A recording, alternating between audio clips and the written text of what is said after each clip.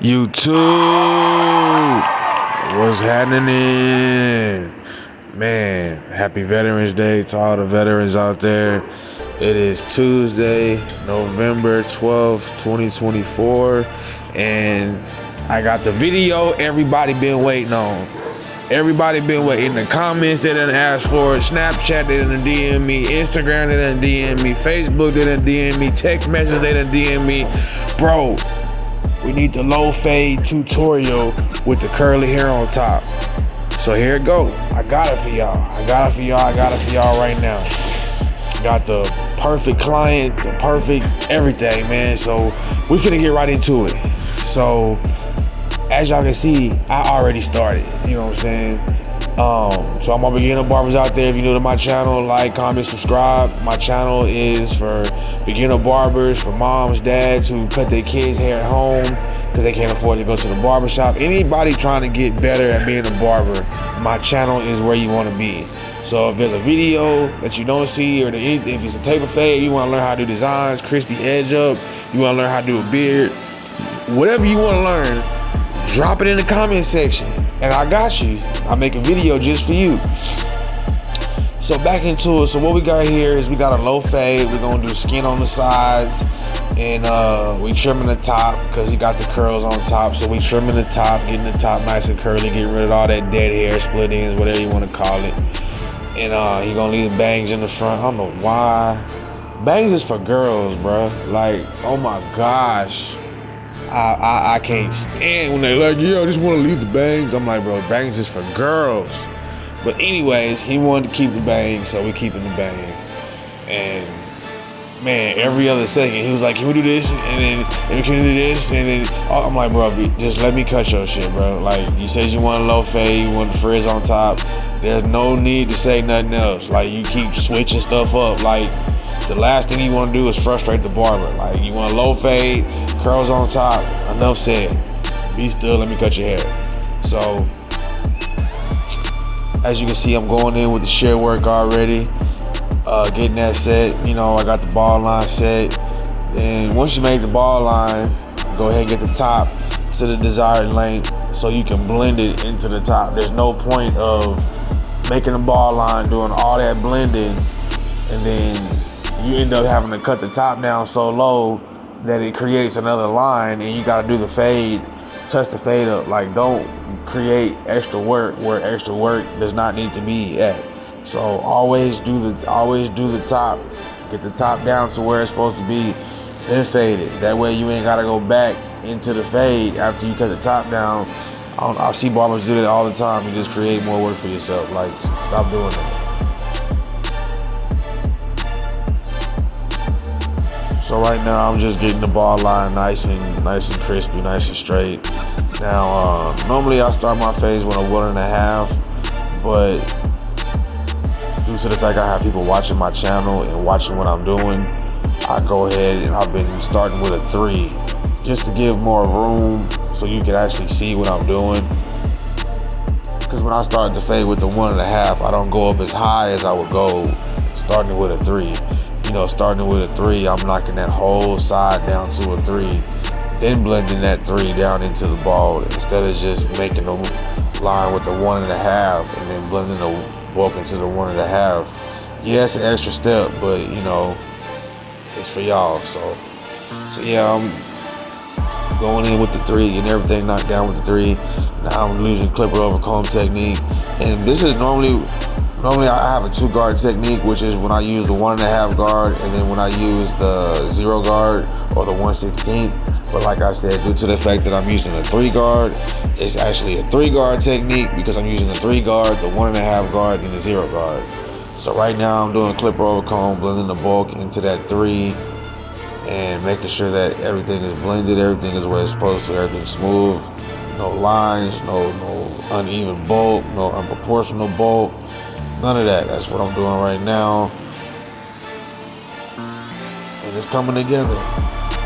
I do my best to keep my client clean during the haircut. You know, that really keeps them from moving and touching their face and touching their nose and scratching their head. And I need my people to be as still as possible. So right now I am going back over it with the 3, just making sure that everything is cut down the way it's supposed to be. I have the 3 all the way closed, and I'm about to put the 1.5 guard on, but before I do that, I'm just making sure that everything is cut down to the 3 the way it's supposed to be, because if it's not, it's going to create another line and extra work. So now I am going in with the 1.5 guard, and as you can see, the fade is coming together really nice.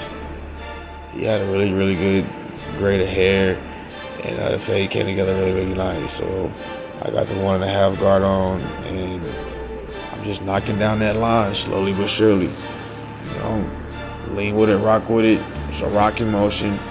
You know, you're not gonna ever get a line out by stopping at the line. You have to cut through the line. So, you know, you cut through the line, then you gradually come off of it in a rocking motion, like a rocking chair. That's the motion that your hand should be making. A combination of wrist, shoulder, and your complete arm all working together to create that rocking chair motion. That's what's gonna get that line out. If you're not using that rocking chair motion, you're just going up and stopping at the line, you're never gonna get it out. The only thing you do is making that line more defined, which is gonna make it harder to get out. You know, so now we done drop down to the 0 guard, and once you get to this guard, that's when you really gonna start to see your fade come together. That's when you really gonna start to see, you know, that blend, that transition, that blurriness. And once you finish with that half guard, that 0 guard, at that point you're gonna be just using the clipper by itself, no guard. So, you know, you be extra careful with that.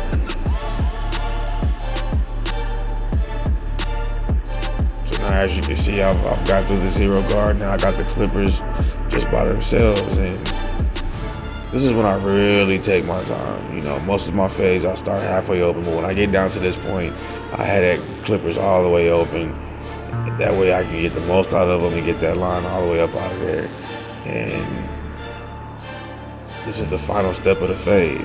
Now I'm going in with the shaver, making sure everything is clean, making sure everything is bald, because when it's not cleanly bald, it takes away from the transition of the fade. So when you use that shaver, make sure it's nice and bald.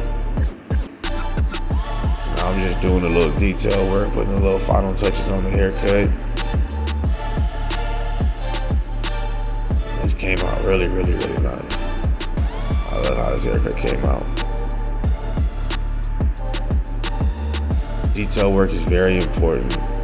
That's when you finish with the fade and you're going back in, making sure everything's even, there's no bulk, everything is smooth the way it's supposed to be. That's what takes that haircut to the next level. Now we're doing the edge up. When I'm doing the edge up, when I'm doing the C-cups, I always use the corner of my blade, because that gives me full control over, you know, how it curves, how much it curves, everything.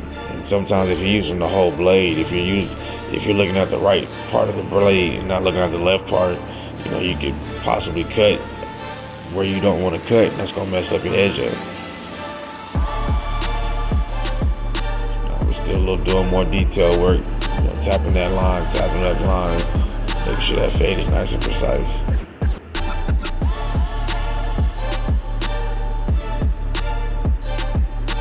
Doing the low fade, the ball line on the low fade is very important. That's going to determine, you know, how high the fade is, everything. If you make that ball line too high, if you don't dip it down in the back enough, it's going to end up being a mid fade. There's no way to save it if you don't make that line too high. So I'm like beginners barbers out here. As you can see, I'm putting on the final touches, putting a little enhancements in there. You see me doing enhancements because they ask for it. I don't ever do enhancements on nobody and they don't ask for it, mainly because all the enhancement equipment isn't very cheap. It's pretty pricey. So if you see me using enhancements, best believe they ask for it. So yeah, my beginner barbers, learn how to do a crispy edge up, learn how to do the razor, learn how to get that edge up nice and sharp without the enhancements, because if you don't want to become labeled as a barber who uses enhancements to cover up mistakes. That's how enhancements got a bad name. Everybody's on this, oh, no enhancements and barbers, I'm a barber, you a painter, blah, blah, blah, blah, blah. First of all, I just take it as you don't know what you're doing, because it's a skill to pick up that paint and be able to spray that paint onto a haircut, onto somebody's head, and be able to apply it the right way and not make a mess. Even when using this pencil, it's a skill. Doing a haircut's a skill. Using enhancements is a skill. So if there's barbers out there that, they talking down on enhancements because they tried to do it and they just couldn't pick it up, they couldn't figure it out. So I'm on the very last steps of this haircut, man, and it was beautiful. He loved it.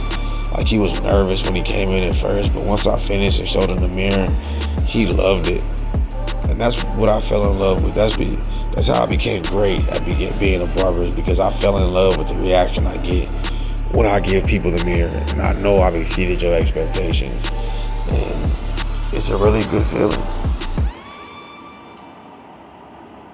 Well, yeah, I do it to make money and stuff like that, but I fell in love with making people smile.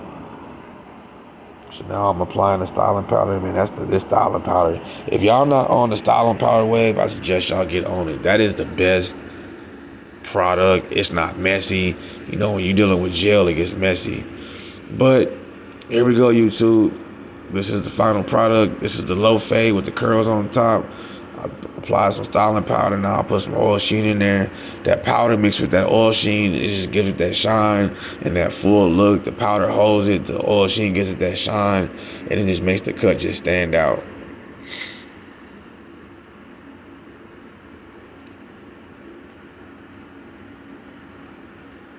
If you like the haircut, YouTube, like, comment, subscribe. If y'all have any questions, any videos y'all want me to post, any tutorials y'all need help with, just drop it in the comments, man. I'll be happy to drop a video for y'all, and it'll be a full-length video. Holla at me.